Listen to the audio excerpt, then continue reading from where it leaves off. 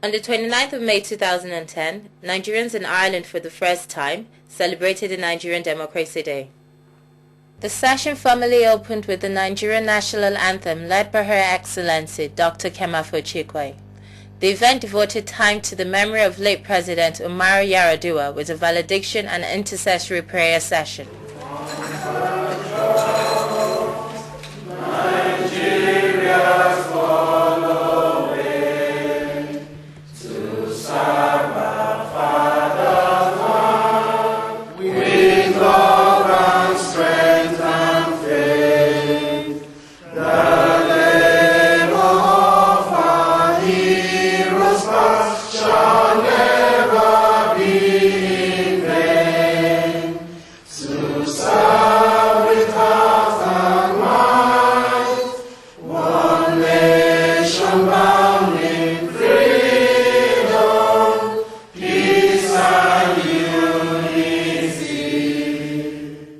Valediction speech, Dr. Fanta Coloma O'Brien saluted Umaru Yar'Adua's patriotism and determination to ensure a lasting peace in the Niger Delta.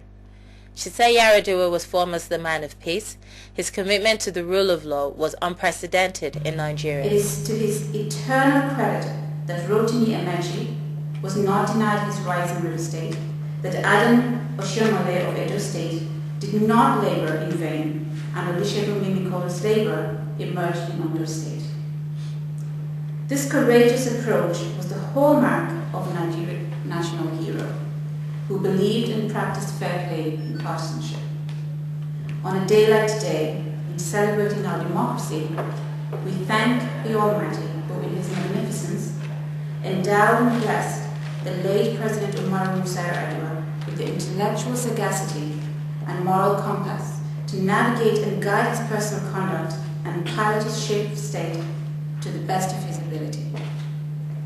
He would have wished that all Nigerians across the world will adopt the same policy. He should be remembered for his selflessness, duty and love for his country. Lastly, but not least, he was a considered family man and above all, a man of peace, and a man with great peace with his God and his conscience. May the Almighty grant his soul eternal mercy and rest. And in his own words and his own faith, Inna lillahi wa inna ilayhi raji'un. Thank you.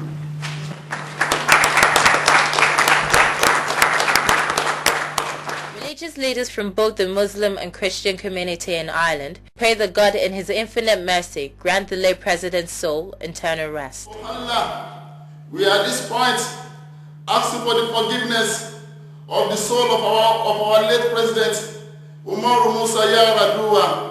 Allahu Akbar Yar'Adua. Allahu Akbar Umaru Yar'Adua.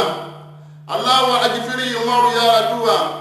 Oh Allah, the best of the forgiver, may you forgive President Umaru Yar'Adua and bless our soul with Al-Jannah for the Dawsi. Lord, be merciful to us and spare our nation Nigeria from disunity, from anarchy and doom, and grant us your protection and peace, love and justice, and above all, stable democracy. Spirit of the living God, fall afresh on us. Spirit of the living God, fall afresh on us. Thou art worthy, thou art worthy, O Lord, to receive glory, honor, and power. For thou hast created all things, are for thy pleasure. They are and were created. Her Excellency Dr. Kemafo Chikwe, Ambassador of Nigeria to Ireland, paid tribute to the late President Yar'Adua, commending his courage in tackling the Niger Delta crisis. Citizens of Nigeria and Ireland, we have started this Democracy Day by mourning, praying, and respecting the memories of our beloved late President Umaru Yar'Adua, who died on Wednesday, May 5th, 2010. Will everybody stand up and observe a minute's silence?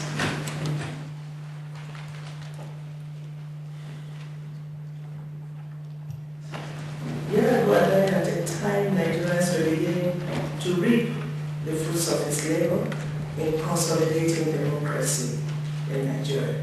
Since 2007, when he commenced his tenure as Nigeria's president, he had lived his testimony as a Democrat, positioning democracy at the front burner of his administration. His 7-point agenda was initiated for Nigeria's accelerated development and lacing that program with his rule of law and zero tolerance of corruption policies in order to restore democratic values in our great nation.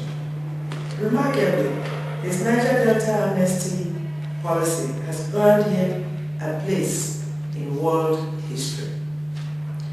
As we remember him today, we also touch base with Shakespeare, who wrote realistically that all the world is a stage. Each player comes onto the stage, plays his part, and moves on. As we grieve for our former president, Yar'Adua, we thank Almighty God for his legacies. In his keynote presentation, the former Irish government senior advisor on integration, Mr. Clement Asebamen, after introducing the panel of speakers at the event, went ahead to set the tone of the discussion by looking at some of the core principles and values of democracy. Democracy. Why? Why do we need democracy anyway? But as all of you would know, we understand it's the best system of government yet to be devised. Others have been tried and others have been discarded. Today, we're simply talking about people's rule as opposed to tyranny, the rule of one person or a few persons without accountability. The second set of principles we should ask ourselves in relation to democracy is the exercise of power and legitimate authority.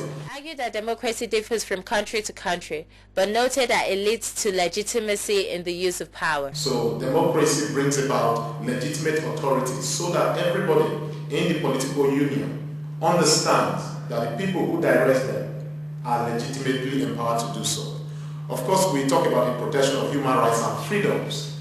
This is very important, and we know that. That's why we probably go with democracy. One of the core principles of democracy, and I'll just come back to it again, is majority rule with minority rights.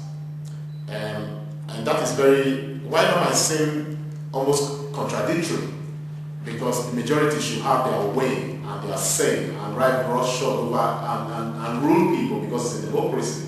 It actually is meant to balance out with the idea that minority rights must be stringently and jealously guarded in a democracy.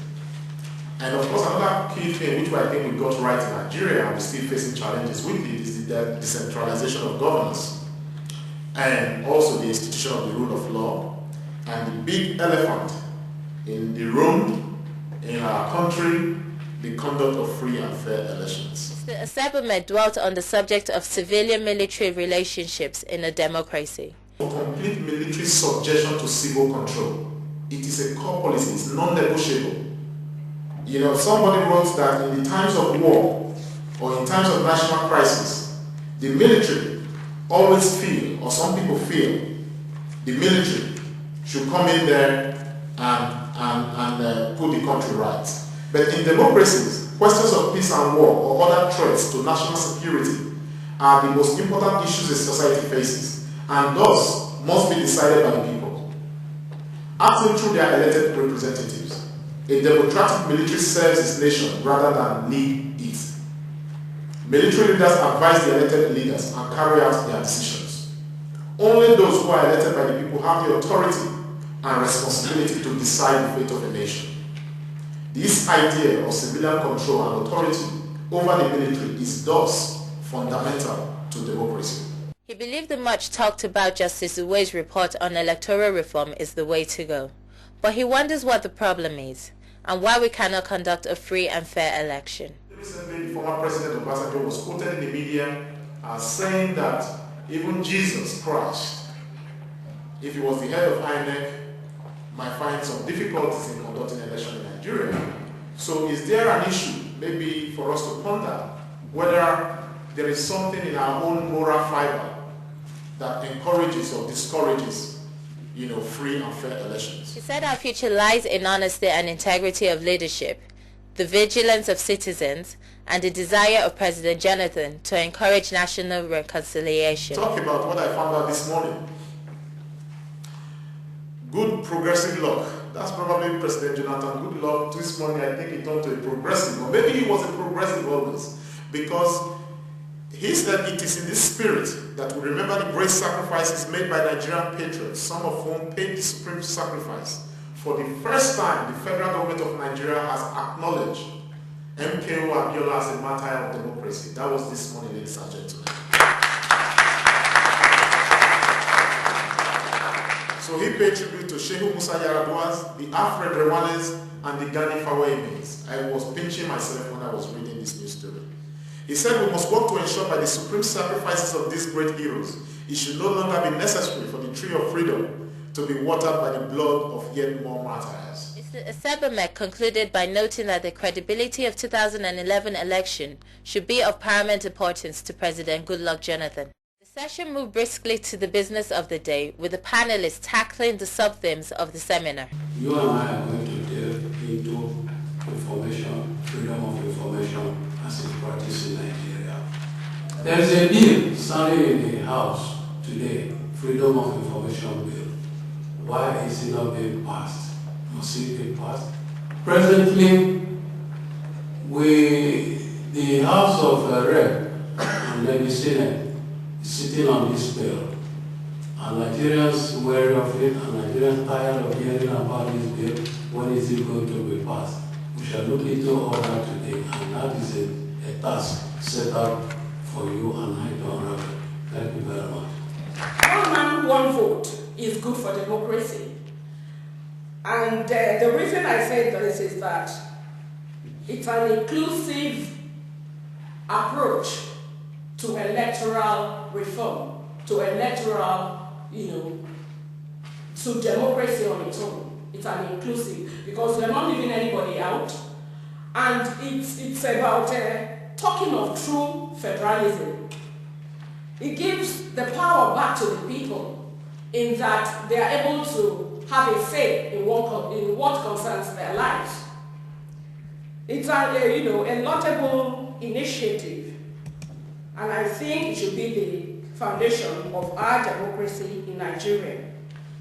So personally, I believe that unless security of the electoral process is resolved, elections in Nigeria would continue to be marred by conflict and violence. How do we do that?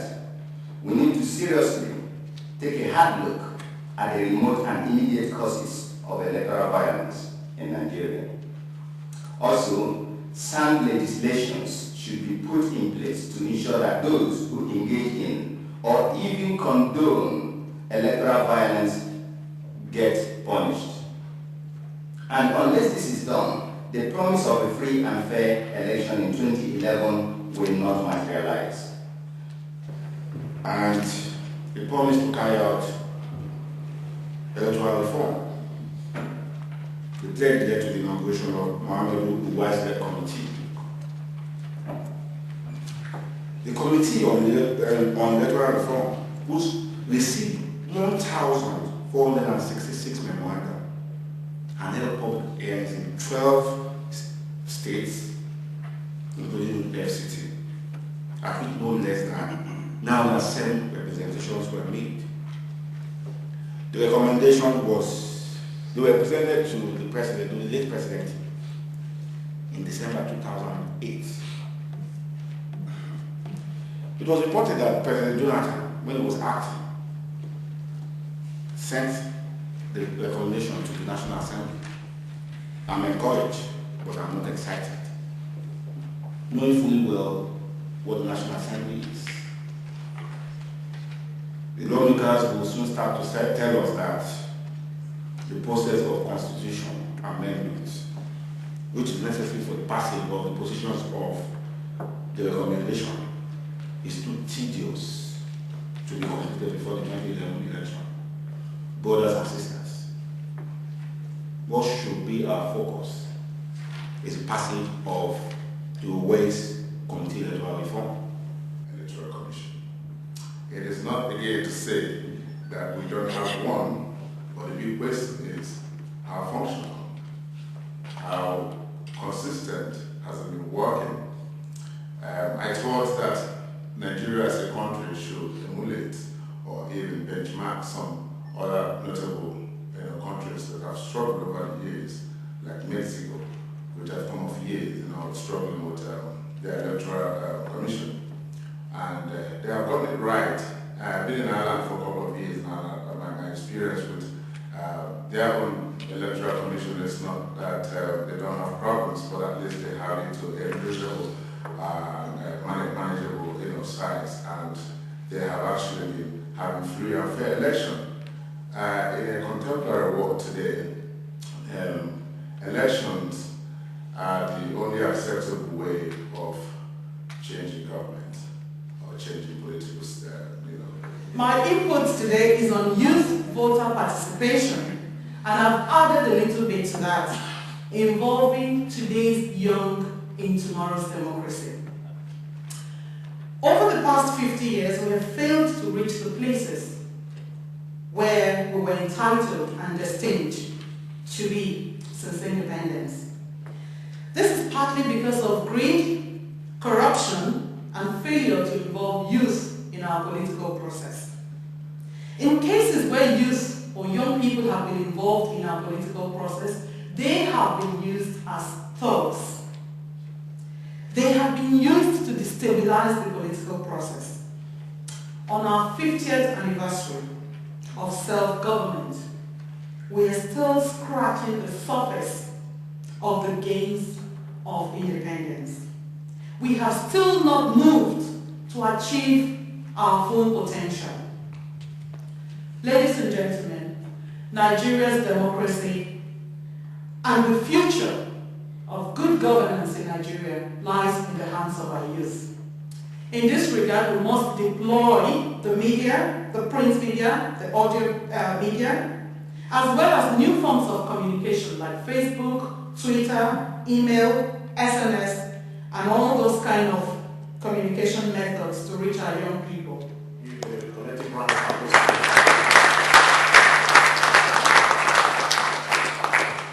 Permit me to introduce somebody who needs no introduction, a two-time Minister of the Federal Republic, a distinguished women's leader, an activist in her prime and obviously in her time, a big supporter of this event. Kindly put your hands together and welcome Nigerian Ambassador.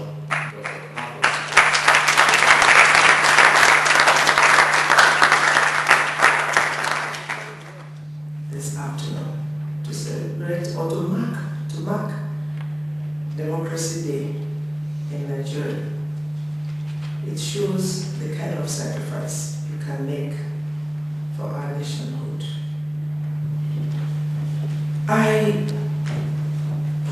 This particular program was thrown back to the Nigerians here in Ireland to organize and speak out and give a direction to the future of Nigerians in Ireland.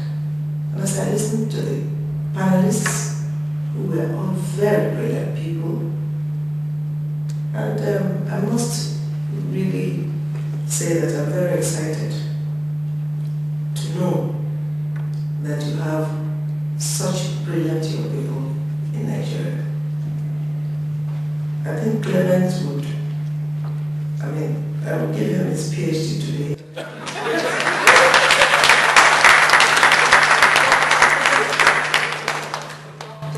I would not like to pick them on an individual basis, but I turn to you and say thank you very much.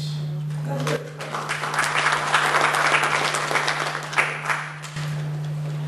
think this has now set a positive tone for us as Nigerians in Ireland. We will now have to synergize. We have to work together. We don't say things you cannot do. What you have prescribed is what you have to initiate. We cannot achieve democratic values. We cannot achieve one-man vote. We cannot achieve the participation of the youth if we are not all working together. Both as Nigerians in Ireland and us, the diplomats in the embassy. There is no way each group can succeed without the other. So I regard today as a very good beginning.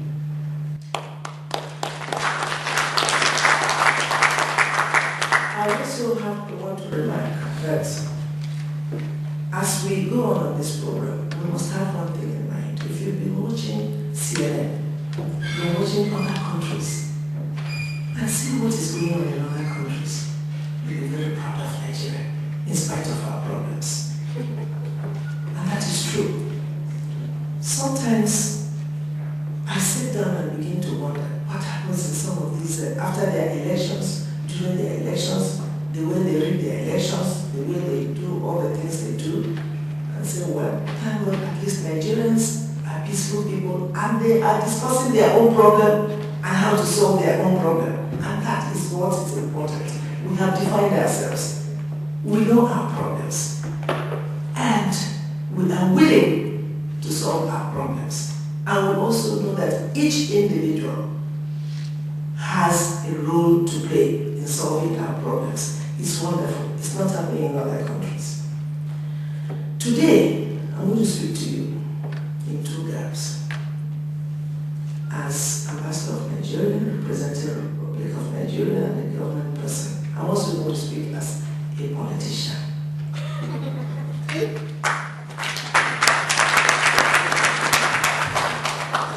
Democracy Day cannot be celebrated without paying tribute to former President Olusegun Obasanjo, who in the first place proclaimed May 29 Democracy Day in Nigeria in commemoration of the achievement of democracy in Nigeria in 1999 after a prolonged military rule.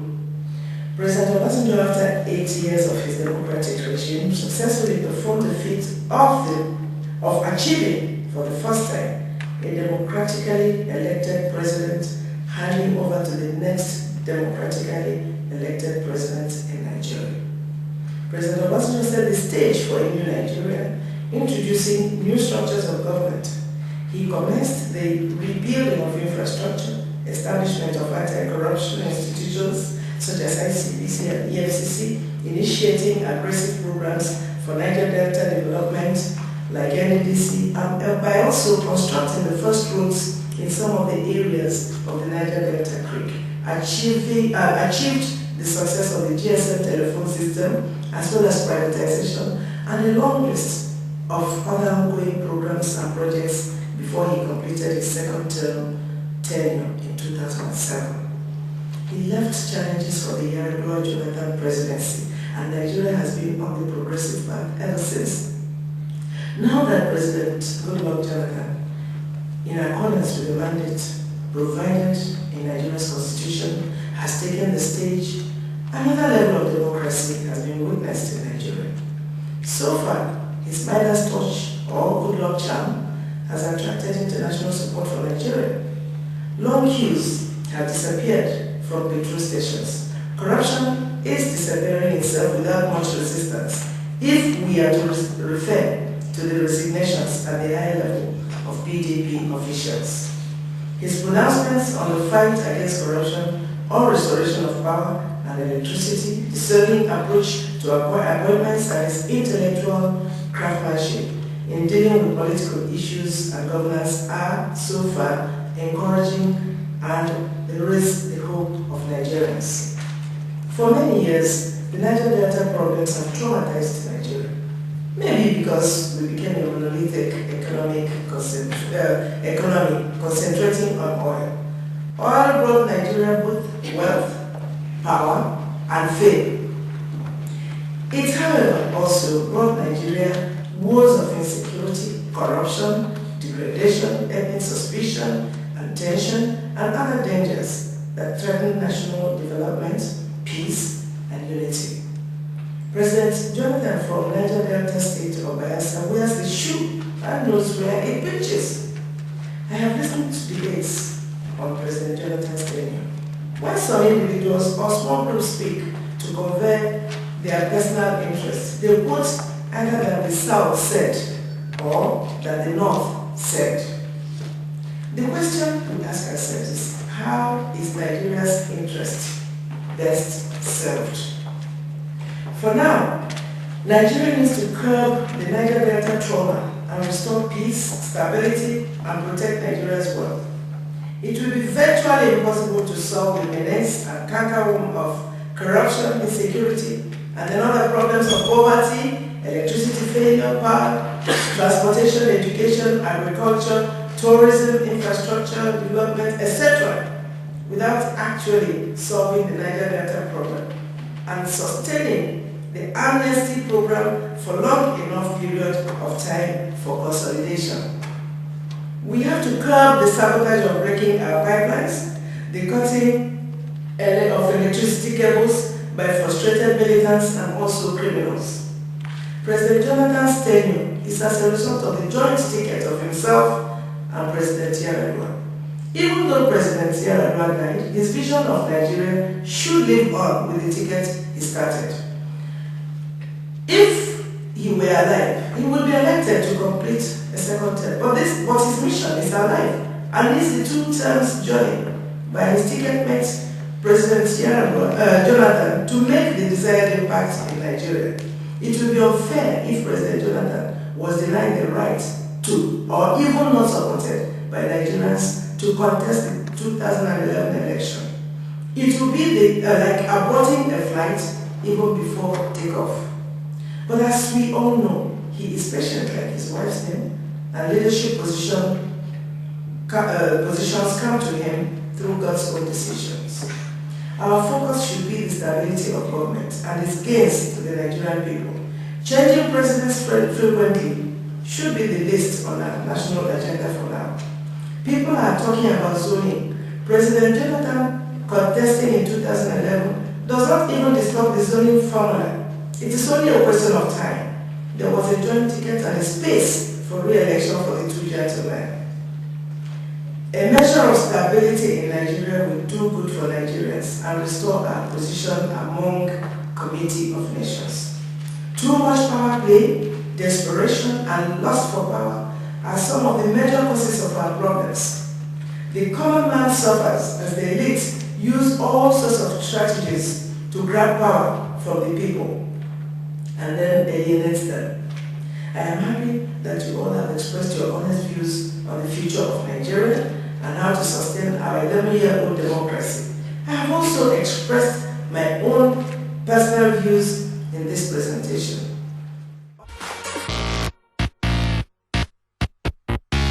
Strangers groveling,